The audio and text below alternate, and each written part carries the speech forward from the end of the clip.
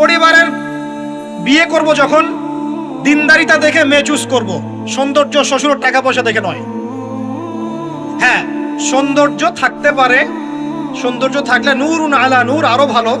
কিন্তু যদি মেয়েটা এই যে আমাদের এখনকার সুন্দরী বলতে আপনারা যাদেরকে বোঝেন, নাম নিচ্ছি না, তাদের মতো সুন্দরী নাও হয়, মন খারাপ করার কিছু নাই।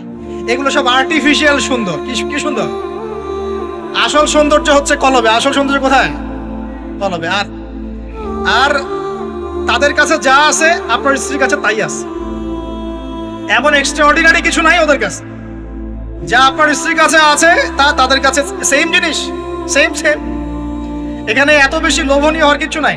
পর্নোগ্রাফি দেখতে দেখতে মানুষের মাথাটা এমন নষ্ট হয়ে গেছে, নিজের স্ত্রীকে এখন আর ভাল লাগে না, মানুষের বউকে ভাল লাগে, তাই না?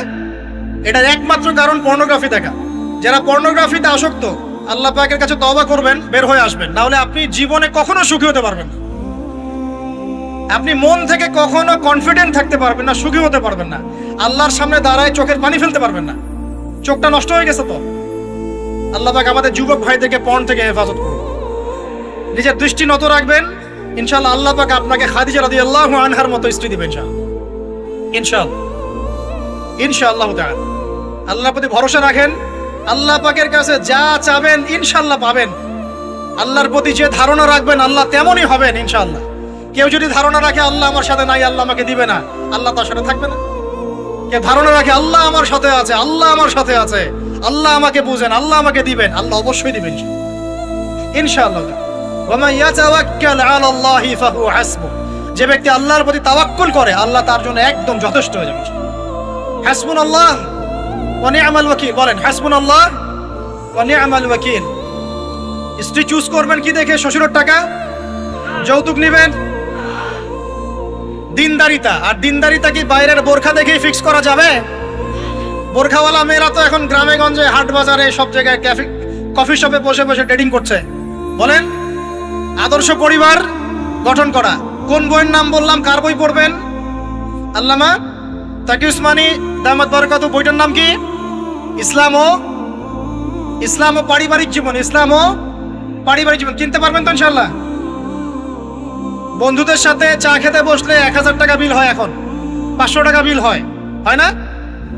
একটা বই কিনতে 200 টাকা লাগে না। কিনতে পারবো কিনা? যারা বই কিনে বইয়ের প্রতি মহব্বত রাখবে আল্লাহ ওদেরকে এলেম দান করবেন ইনশাআল্লাহ। আমি একদিন বলেছি না, বই নিয়ে একটা লেকচার দিয়েছি না, বই কিনতাম টাকা বাঁচিয়ে। বিশ্বাস করেন এখন বই হাদিয়াই পড়ে শেষ করতে পারি না আমরা। হাদিয়ার পর হাদিয়া বই পড়ে আছে বাসা, শেষই করতে পারছি না। বইয়ের প্রতি মহব্বত রাখেন, আল্লাহ পাক আপনাকে অনেক জ্ঞান দিবে ইনশাআল্লাহ। 4 নাম্বার, খুব শর্ট করে শেষ করছি। 4 হচ্ছে আমাদের রিজিকটা হালাল করতে হবে। রাজি আছি ইনশাআল্লাহ? রিজিক হালাল মানে কি? রিজিকের মধ্যে কোনো সুদ থাকবে না। রিজিকে কোনো সুদ যে খায় সে মায়ের সাথে জেনা করে। সুদ যে খায় সে আল্লাহ এবং তার রাসূলের সাথে যুদ্ধ করে। আমি এমন একজন ব্যক্তির কথা শুনেছি যে সুদ খেত, আল্লাহ মাফ করুক তাকে, আল্লাহ মাফ করুক। আমাকে বলেছেন একজন, আমি শুনেছি এটা, যে ইন্তেকালের পরে দুনিয়াতেই পেটটা ফুলে গিয়েছে। নাউজুবিল্লাহ, আল্লাহ হেফাজত করুন। মেরাজের রাতে নবী দেখে এসেছেন সুদখোরের পেটের মধ্যে সাপ কিলবিল করছে, রক্তের নদীতে ফেলে মাথা ফাটিয়ে দেওয়া হচ্ছে।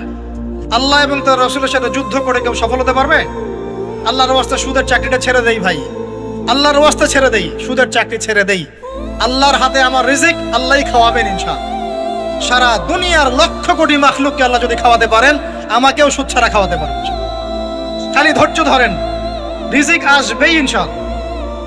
আর যেখানে ঘুষ সেখানে নাই, যেখানে ঘুষ সেখানে আমি নাই। এখানে ভাই যদি কোনো সরকারি কর্মকর্তা থাকেন বা কেউ যদি ঘুষের সাথে সম্পৃক্ত থাকেন, সরকারি বেসরকারি যেই হন, আজকে রাত্রে বাসায় গিয়ে খাস তওবা করে নেন। আল্লাহ, আমি জীবনে যত অর্থনৈতিক অন্যায় করেছি আমাকে মাফ করুন। আল্লাহ পাক মাফ করে দিবেন ইনশাআল্লাহ। এবং আগামী জীবনে ঘুষমুক্ত জীবন যাপন করার চেষ্টা করি, আল্লাহ তৌফিক দান করুন। অমুসলিমরা এখন এইসব সংস্কৃতি মেনে চলে, মুসলিমরা কেন মানবে না? মানা উচিত কিনা? আল্লাহ তৌফিক দান করুন। আর ব্যবসার মধ্যে কিন্তু অনেক রিজিক আছে। 10 ভাগের 9 ভাগই কোথায়? ব্যবসায়। শুধু চাকরির পিছনেই ছুটবেন না। আর চাকরি যদি করেন অনেস্টির সাথে করবেন, উদ্যোক্তা হন, অর্থনৈতিকভাবে নিজেকে স্বাবলম্বী করার চেষ্টা করেন, তারপরে বিয়ে শাদী করতে যান। আল্লাহ পাক তৌফিক দান করুন। না হলে ছেলে মানুষের সম্মান কমে যায়, ছেলে মানুষকে হাত পাততে হলেই সম্মান কমে যায়। তো প্রিয় ভাইরা, 4 নম্বর নসিহত খুব সংক্ষিপ্ত করে, আমাদের রিজিক হতে হবে কি ভাই? হালাল। আমি এমন আলেমকে চিনি, এমন আলেমের সোহবতে গিয়েছিলাম যে বাহিরের হোটেলের মুরগির গোশত, গরুর গোশত খায় না। অবাক হলেন তাই না? হজ করতে গিয়েছে, সেখানেও খায় না, ফল খেয়ে থাকে, কারো রুটি খেয়ে থাকে, দুধ খেয়ে থাকে। কারণ এই মুরগি যে জবাই করার সময় বিসমিল্লাহ বলা হয়েছে কোনো গ্যারান্টি নাই। এই গরু জবাই করার সময় বিসমিল্লাহি আল্লাহু আকবার বলা হয়েছে কোনো গ্যারান্টি নাই। এখানে যদি ব্যবসায়ী ভাইরা থাকেন, আমি নসিহত করব, অনুরোধ করব, সব সময় জবাই করার সময় আল্লাহর নাম নিয়ে জবাই করবেন। আপনাদের হোটেলের এই পণ্য সবাই খাচ্ছে, একজনের জন্য সবাইকে হারামখোর বানাবেন না। আল্লাহর ওয়াস্তে মানুষকে হারামখোর বানাবেন না। বিসমিল্লাহি আল্লাহু আকবার বলে জবাই করবেন। আল্লাহ পাক তৌফিক দান করুন। সন্দেহ আছে না একটা? আচ্ছা, অতএব হালাল খাওয়ার চেষ্টা করে আল্লাহ পাক তৌফিক দান করুন।